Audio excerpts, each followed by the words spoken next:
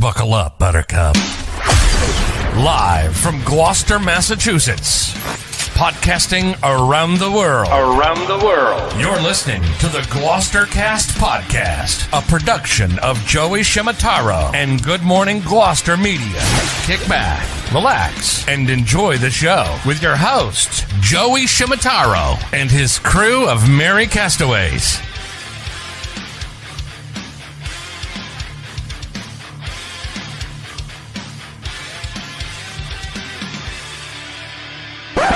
No piping plovers will be intentionally harmed in the production of this podcast.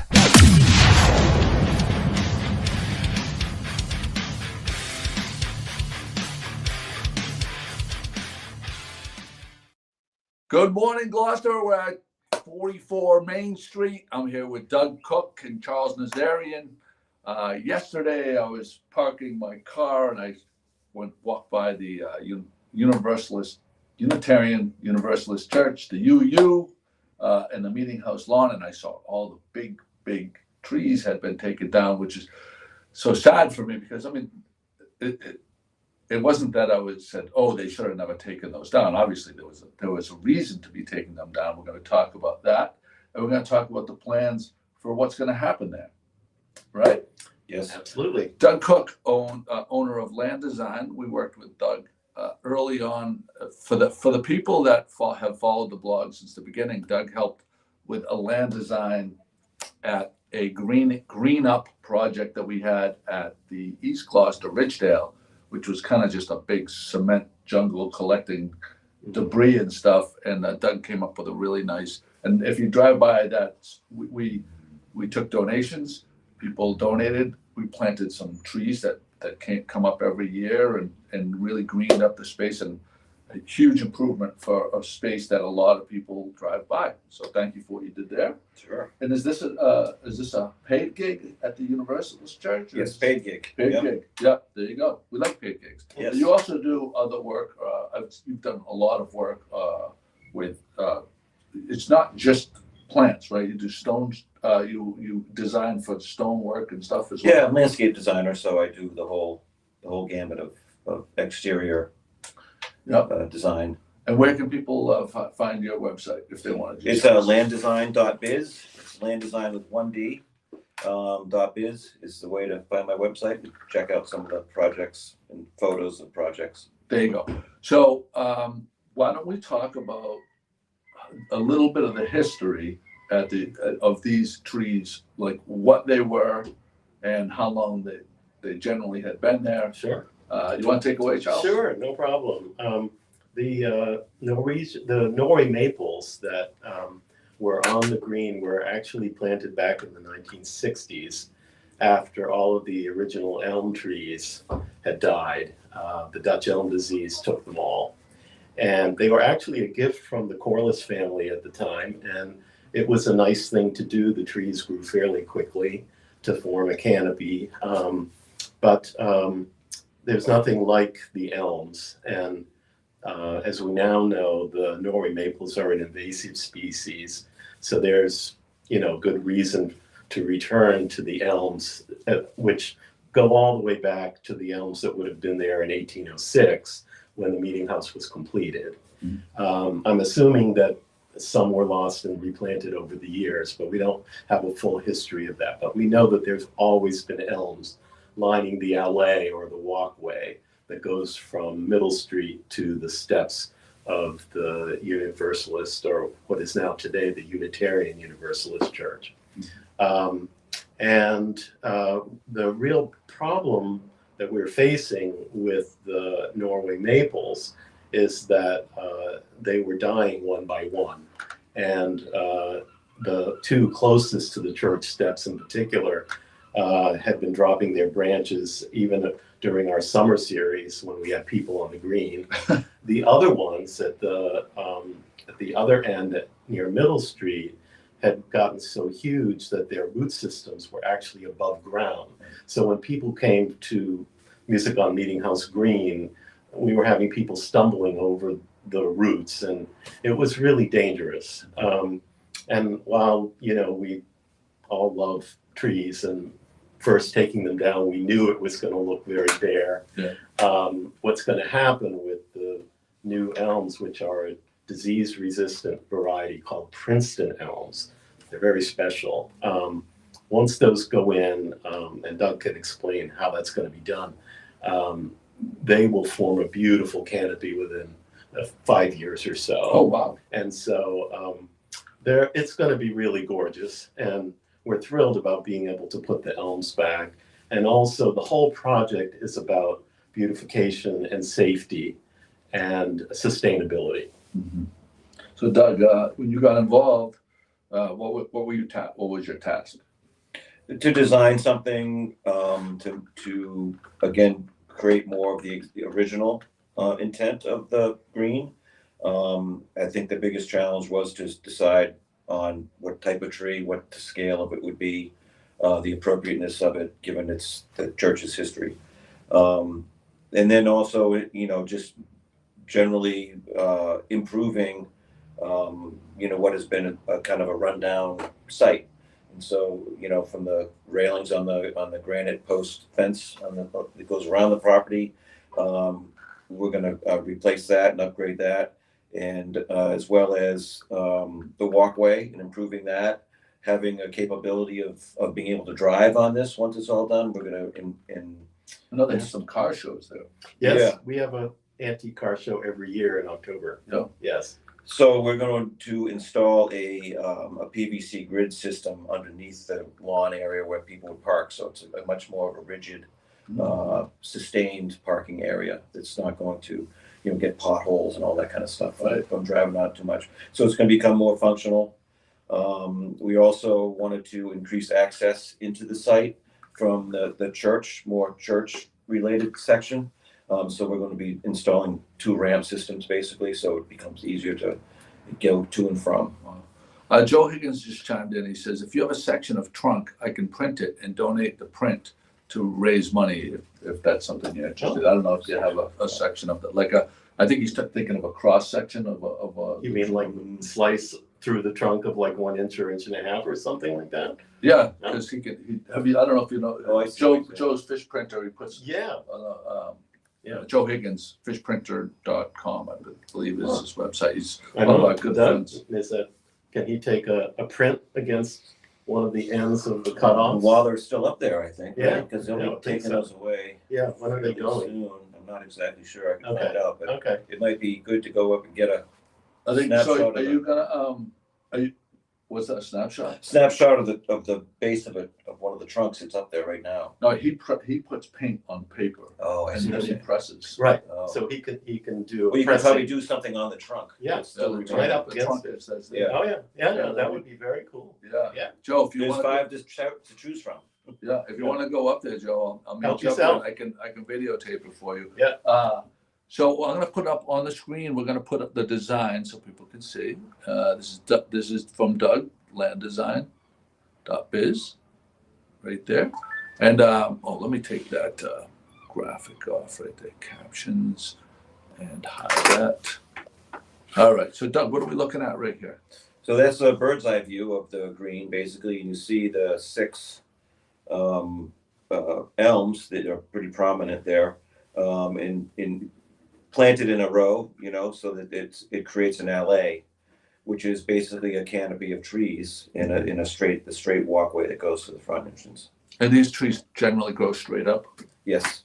Yeah. Yeah, and the beauty of them is their shape, and they're very majestic. The elm, that they're very a lot of trunk to start with, and then they branch out very gracefully. Is that the kind of tree that's on the at Cressy's Beach? Across from there's one tree, and where if you're sitting at the cupboard and you're looking out, it's just to the left, like behind where the baseball outfield of the baseball field is, and it's just when you're taking that picture out towards the breakwater, there's one tree and it kind of goes like that. Yeah, the elm is very vase shaped. Yeah. So it starts off, like I said, narrow in trunk, and then it branches out very gracefully. And so the idea is when you have them planted side by side over the walkway like that, it'll create a cathedral type branching habit. Beautiful. That's That's the intention of them, and I'm sure that was the original intention as well. Yeah. And the mature size of these elms is much more.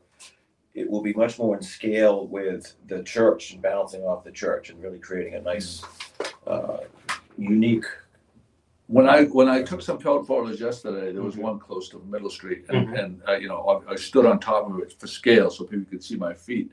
I thought the inside of it looked like it was pretty rotted out. Yeah. They were. Yeah, they're going. Yeah, I have to think that, you know, some people were like, well, why are you bringing this up? You know, this is not. I'm not accusing. Obviously, that they would have loved to have had these trees there. If they could have kept these trees, if they weren't a danger to anything, you know, there had to be a good reason. That's why I'm glad you guys came on. Kind of it's a restoration of what was there.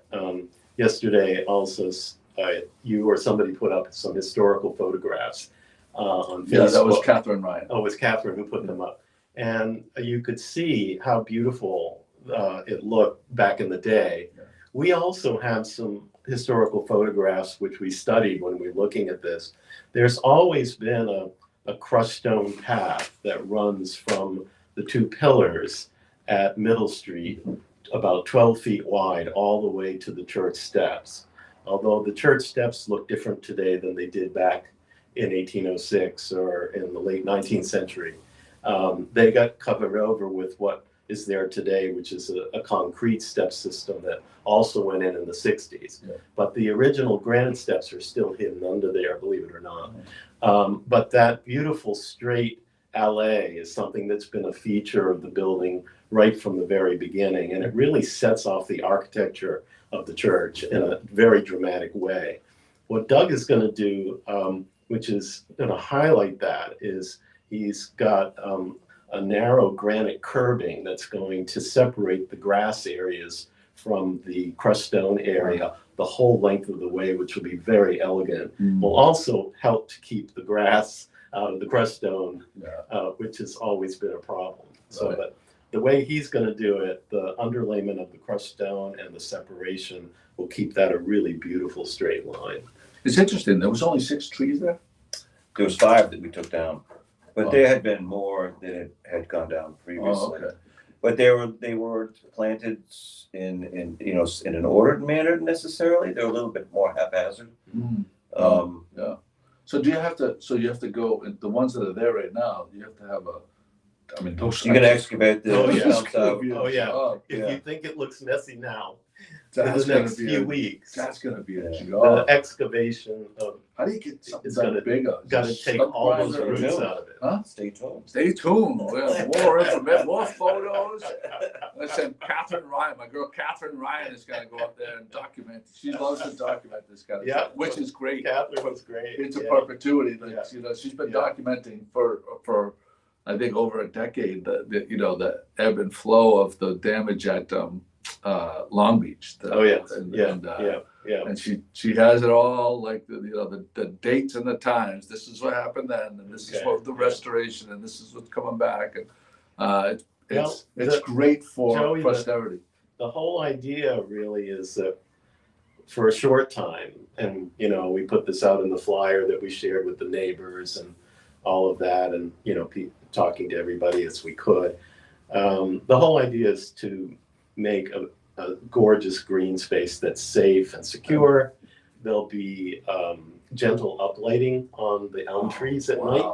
And Doug has also specified a sprinkler system for the lawn as well as a soaker system for the trees. And each one of those trees is in a mulched circular area about 12 feet in diameter. So those trees will have a loving space in which to grow. And they'll also be separated from the lawn very beautifully with each one of these mulched circles, unlike what we've had with everything just running into it. So it's going to be a really stunning.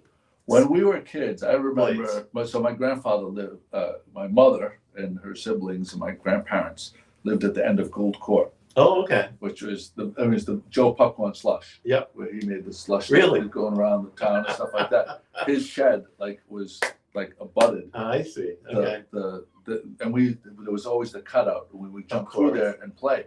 We ice skated. There was so much water that collected closer to that other. What's the other church? Next to St. John's. Next to St. John's, down. Yes. Kind of like Yes. dropped off. There's a little. Yeah. I remember ice skating there. Yeah. There was Okay. so much water that collected back then. Well, that's also interesting part of the plan.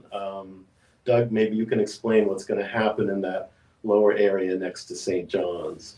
Well, and I was going to say earlier that one of the next dramatic things that we're going to see is the way that the site is graded again, back to much more of a flat.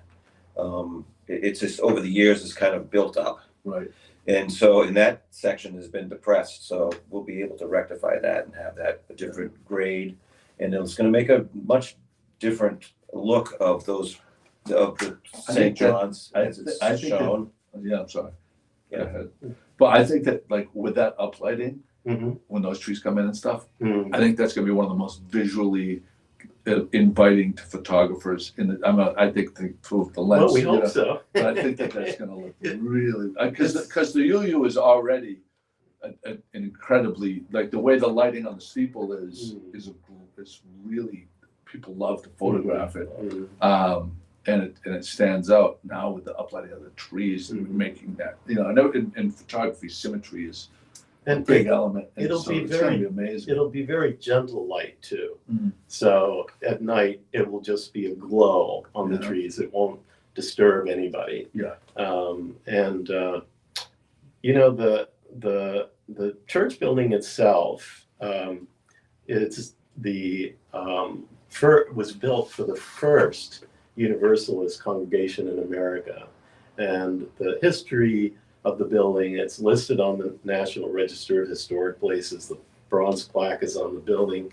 The history of the place is steeped in the separation of church and state, inequality for all people. Judith Sargent Murray.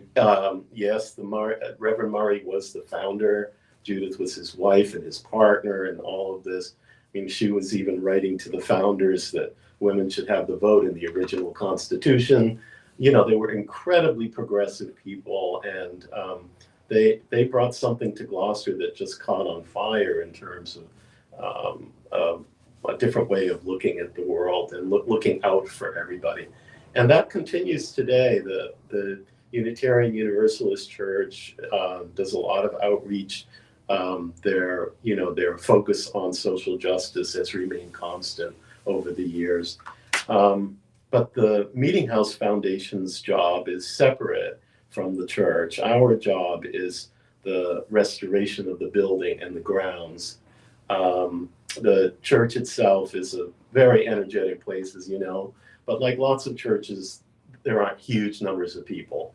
And so to preserve a building like this takes a lot of money and energy, and plus all the programming that goes with it, the summer series, and then or bi-monthly events all through the year, symposiums, concerts, whatever. That's what the Meetinghouse Foundation does for the whole community. And it really creates a wonderful place for people in Gloucester, no matter what their interests or backgrounds are, Right. to come and congregate and, take in things like, we have an upcoming event on the 13th of April called Navigating Healthcare on Cape Ann, and it's just all about what do you do, and things like that, which we really look at the Meetinghouse as a civic hub for events on Cape Ann. So the Meetinghouse Foundation is thrilled to be able to get grants, for example, from the CPA and from the Massachusetts Cultural Council, things that would be much less appropriate, let's say, or even possible for a church to do. So you break it out. That way the money can go that way. That's right. The money is going to preserving the building and the grounds because of their historic nature, and also because they serve the whole community, and they not just the church. And they absolutely do. I mean, you send me the press releases. Oh, sure. You post the press releases. Yeah, we bombard you with press Yeah, releases. Charles is We're relentless. Charles is a complete psychopath. Yeah, He sends sorry. He sends them to me, and he sends them to 4 other of the contributors, and he hopes that each one of us post them so that he just Apologies, he's a Joey. complete pig as far as I've learned. he's a media whore pig. Yeah, That's I it. am. I admit it completely. Yeah. He's sneaky. I found him to be sneaky. He sends it to me. He sends it to Donna. Donna He sends it, Artisani. sends it God to bless Pat. Donna Artisani. Yeah, that's right. And then I post it unbeknownst to Donna, and then Donna posted the next day. I'm like, this fucker. Well, He's fucking yeah, totally- well, he totally sneaky. know, He snuck one past me. Then. Well, I have a good tutor in this, and the tutor is Jerry Ackerman.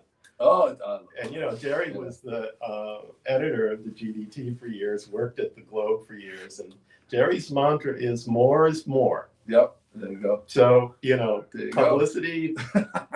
I get messages from him all the time. Have you gotten this out?